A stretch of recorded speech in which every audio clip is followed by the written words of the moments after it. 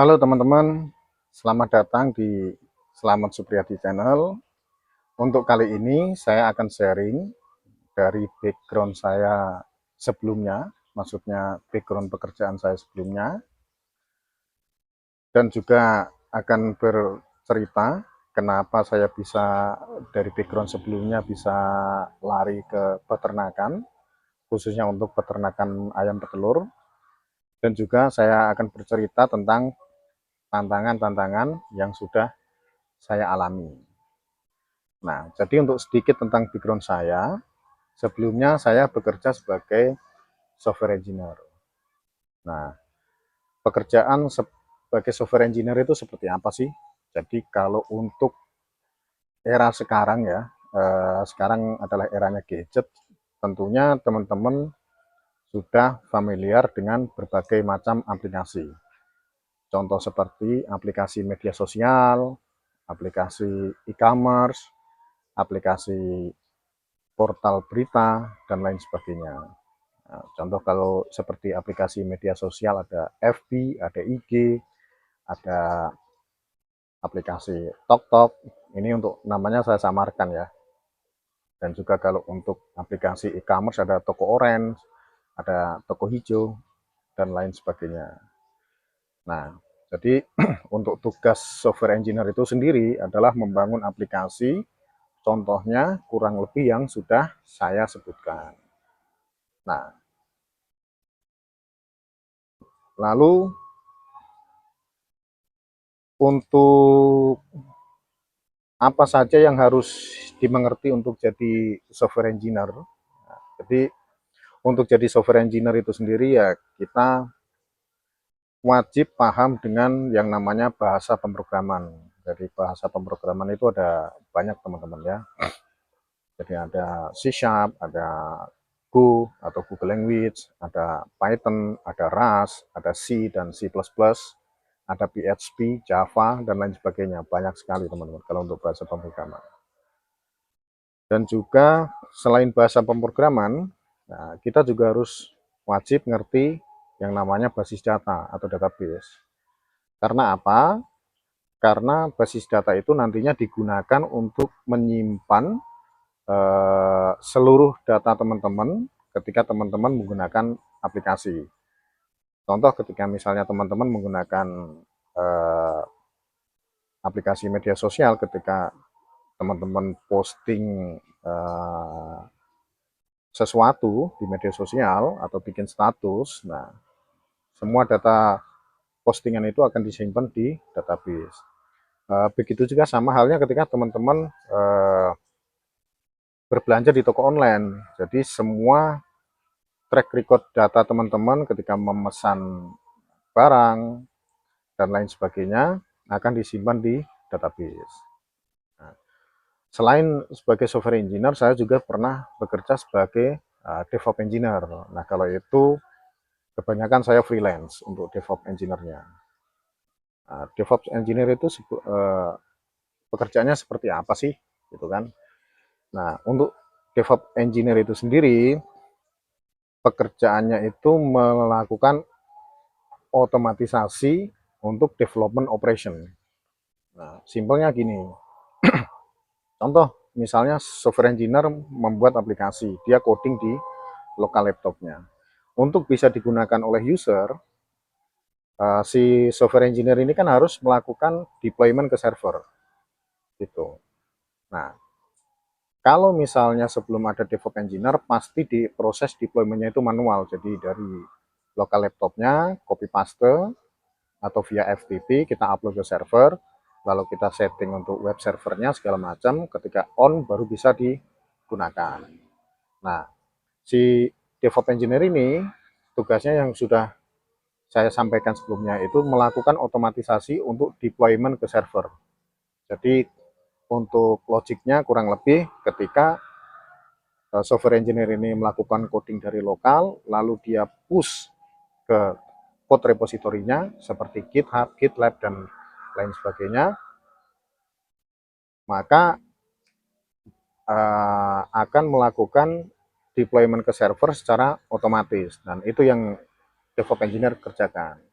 Nah, Selain untuk menghandle development operation, software engineer juga punya tugas untuk membangun server infrastrukturnya, mulai dari networknya, membangun jaringan seperti setup network CDR-nya, setup untuk IP gateway-nya, setup untuk firewall, dan lain sebagainya, termasuk web servernya juga. Nah, itu salah satu contoh untuk kerjaan DevOps Engineer. Nah, untuk background pengetahuannya yang harus dipunyai sebagai DevOps, yang harus dipunyai sebagai DevOps Engineer itu juga, engineer harus ngerti basic jaringan. Atau kalau untuk yang sekarang rata-rata DevOps Engineer harus mengerti seperti cloud services seperti AWS dan lain sebagainya. Nah, itu sedikit dari background saya sebelumnya. Nah, lalu saya akan bercerita kenapa dari background yang sebelumnya ini orang IT, lalu mencoba beralih ke peternakan. Sebelumnya belum beralih full, tapi mencoba di peternakan. Nah, yang pertama, masa tua saya ingin di kampung. Jadi sudah merasa jenuh karena saya sudah cukup lama merantau di ibu kota ya. Sekitar 10 tahun atau 12 tahun saya di ibu kota. Jadi kalau misalnya ingin hidup di kampung, pastinya saya harus eksplor nih potensi apa saja yang ada di kampung yang bisa dikembangkan dan bisa untuk menopang kehidupan di keluarga saya. Satu. Nah, yang kedua, kenapa saya memilih peternak? Terlebih untuk peternakan ayam petelur ya. Kalau misalnya dibanding dengan ternak lain, ini tanpa mendiskreditkan untuk ternak lain ya. Ini berdasarkan analisa saya dan mungkin juga bisa salah. Jadi kalau berdasarkan penglihatan saya, untuk potensi bisnisnya itu cukup fleksibel kalau untuk ayam petelur. Kenapa? Karena untuk ayam petelur itu sendiri produknya itu kan telur. Nah, telur itu punya segmentasi pasar yang berbeda-beda. Satu, ketika kita menjual direct konsumen langsung. Yang kedua, ketika kita menjual di toko-toko kelontong, otomatis untuk harganya harga agen. Dan yang ketiga, ketika kita jualnya ke pengepul. Nah, jadi masing-masing segmentasi pasar itu punya segmentasi harga juga yang berbeda-beda. Nah, gitu teman-teman. Dan yang ketiga, kemarin per akhir Juli saya kena PHK, jadi dapatlah pesangon gitu kan. Jadi saya mencoba mengoptimalkan resource yang ada. Nah, dari pesangon tersebut saya coba untuk alokasikan untuk membangun usaha sendiri, yaitu peternakan ayam petelur. Nah, itu kurang lebih untuk penyebabnya. Nah, lalu peralihan dari IT ke peternakan tentunya kan nggak mungkin mulus ya. Tentunya ada tantangan-tantangan yang sudah saya alami. Nah, dari sisi satu lingkungan kerja misalnya, kalau kita kerja sebagai software engineer lah, intinya untuk background saya sebelumnya,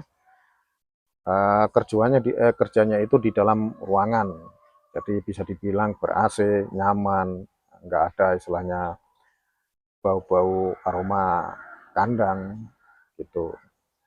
Nah, tapi kalau misalnya di peternakan, nah, karena saya pemula jadi harus belajar dari end to end-nya, mulai dari merawat ayam seperti ngasih makan ayam, ngasih minum ayam, terus perawatan kandang seperti penyemprotan dan lain-lain, itu saya lakukan sendiri. Jadi ya pasti berbalik kalau misalnya dibandingkan dengan waktu saya kerja untuk dari sisi kenyamanannya.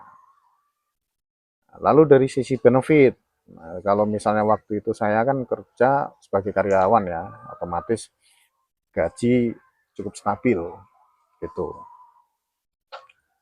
gaji cukup stabil, nggak terkena pengaruh naik turunnya harga telur ataupun naik turunnya harga pakan.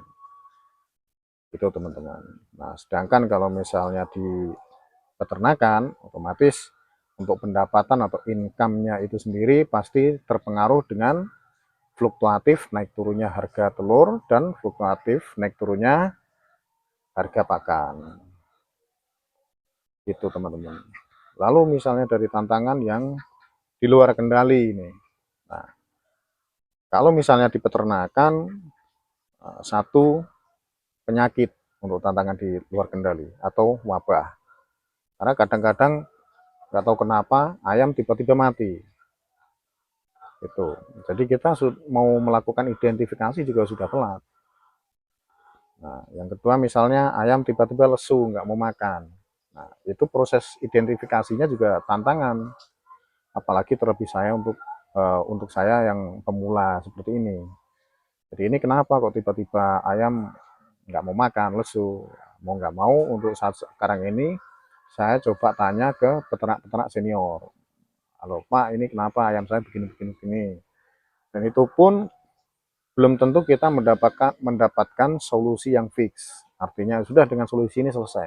Jadi modelnya itu masih coba-coba. Mas coba ini, Mas coba kasih ini, Mas coba diterapkan seperti ini. Nah, kurang lebih seperti ini. Beda halnya kalau misalnya di background saya di background pekerjaan saya sebelumnya, ketika ada aplikasi yang error atau apa, otomatis kan saya bisa lihat di log sistemnya seperti apa. Oh, ternyata dari logsnya ada kesalahan code di sini, di sini. Nah, setelah kita tahu, kita bisa fix solusinya, lalu kita hotfix ke server, kita deploy ke server. Gitu. Nah, terus untuk tantangannya lagi,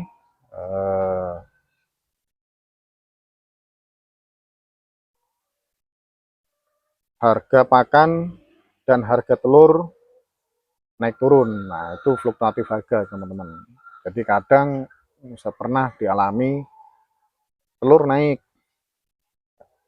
pakan turun. Nah, itu bagus. Nah, ada juga kadang saya mengalami turun harga telur turun, terus harga pakan naik. Nah, itu juga tantangan di luar kendali karena kita nggak bisa mengendalikan uh, harga dua harga pasar itu. Jadi ya masih ngikut aja untuk sementara ini.